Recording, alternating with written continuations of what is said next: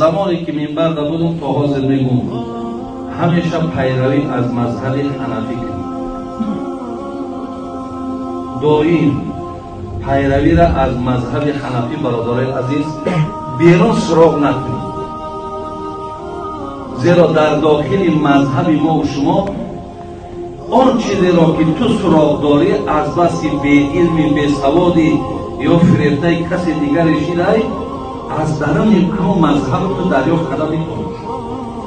این عیب تو هایی که تو نمی‌فهمی، تو نمی‌دانی، تو ندیدی.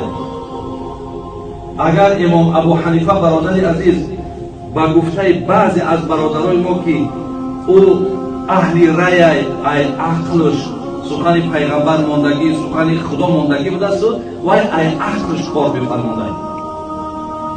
اگر به شرطی که مثل همین گفته برادران میشی، حضرت امام ابو حنیفه نمیگو که سخن مرا در قرآن و حدیث اگر نیافتی با دیوار زده پرچه پرچه کنی. این را برای چی گفت؟ یا خود حضرت امام اوزاعی خطیب همین بحث بگیم بحث نه، حتی امام ابو حنیفه را پیش حضرت امام اوزاعی که او مردک محدث بود، حتی شاگرد امام ابو حنیفه عبدالله ابن مبارک وقتی پیش امام اوزاعی رفت برای تعلیم حدیث، گفت از کجایی؟ گفت من از کوفه. گفت این شهری یک کس ابو حنیفه میگن با رای کار میکنن، با عقلش کار میکنن، حدیث های پیامبر ماندگی تعظیم شری دیگه عبدالله ابن مبارک یکم گفت نزد، خم کردن برای که شاگرد ابو حنیفه بودن. میدونید این تهمت در شأنی بود. هگاه بعد همون گویم دست خطایی که حضرت امام ابو حنیفه داشتن، هموطنان را آوردن گفتن حضرت امیر یک مطالعه کن. مطالعه کرد، وقتی برآمد گفت که مال کی است؟ او مطالعه کردی؟ ای گفت کدام آدمی هست بسیار عالمی کلام است. گفت همون ابو حنیفه هست که شما گفتین که وای با حدیث و آیت کار نمیکنه، با عقلش کار میکرده. برای بسیار مسئله بود. حتی محمد باقر خطیم نبیره پیغمبر ما خطیم حتی روبرو شیدن، همون دارن برده سیاش کردن. گفتن ابو حنیفه از رایش، از عقلش، از شغلابی خودش استفاده میبرد. محمد باقر گفت ای مردک خود، تو سخن بابای من ماندگی به عقل کار میکنی. و حق داشتن گپ زنن، اون نبیره پیغمبر بود. این حضرت احترام کرد، گفت بسیار نیک میشد شیریم روبرو هر ما صحبت شیشتم. دیگه گفتن که امام ابو حنیفه را در حال حضرت امام ابو حنیفه یک دو سه مسئله را پیشش آورد. گفت نماز مهمتر است یا روزه؟ ابو حنیفه محمد باقر را گفت کدامش مهمتر است؟ و البته نماز مهمتر است. گفت اگر من به عقل کار میکردم برای زنکایی که حیض میبینن،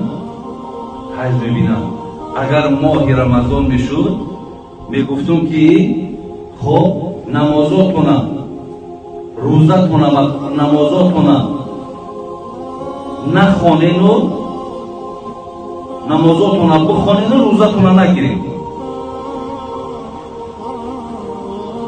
ولی فرموده الله مهربان است که زنی که از حیض که پاک شد او روزش قضا میداره و نمازش نمیخونه. اگرچه نماز حکمش بلند است ولی من به عقل کار میکنم، من عکسش فتوا میدادم. احمد باقر گوش کرد، گفت پلیتر گفت پیشابه یا که منی پیشابتره، منی نجیستره یا که پیشاب؟ اون پیشاب یعنی پیشاب به نماز میکنن. اگر آبی منی در لباس مونم بزنن پاکشید بیرشتی کردیم ما میتونیم نماز بخونیم. گفت البته پیشاب پلیتره. گفت پیشاب که پلیتر باشد من به عقل کار میکنم، هر پیشاب دارم میگفتم غسل کنیم و در منی مقصد میگفتم که طهارت کنیم. یکی حکم شریعت است که در پیشاب باید طهارت کنم، در منی باید غسل کنم. میگم محمد باقر ایجاش کس ای پیشانیش بوسه کرد. اون پیش من در شما را سیاه کردم. از این لحاظ برادرای عزیز بسیار احتیاطین. من همچون برادرتون به خدای مهربان قسم به خاطر خدا میکنم، یگان غرض ندارم در واسه یگان شما. ما اولاد به اولاد اجداد با این مذهب آمدیم. همین امام قرضاوی از زنده در شهر قطر از عمر 90 هم گذشته، یکی از عالم‌ها بسیار برجسته، صاحب چند کتاب، حتی شیخ‌های همین عرب هم اعتراف میکنند عالمی شد. این چی میگه؟ میگه در کدام دولتی که کدام مذهب فعال باشد دیگه مذهب داخل نشود که در اونجا فتنه میشود. گفتن حضرت چیگر که پیش روی فتنه را بگیرید، همین جنجال های بین مسلمانان نشود. او کدام دولتی در کدام مذهبی در اونجا مذهب دیگه نرود، اگر که 4 مذهب برحق هم دارد، لیکن اینش در اینش بگه ندارد.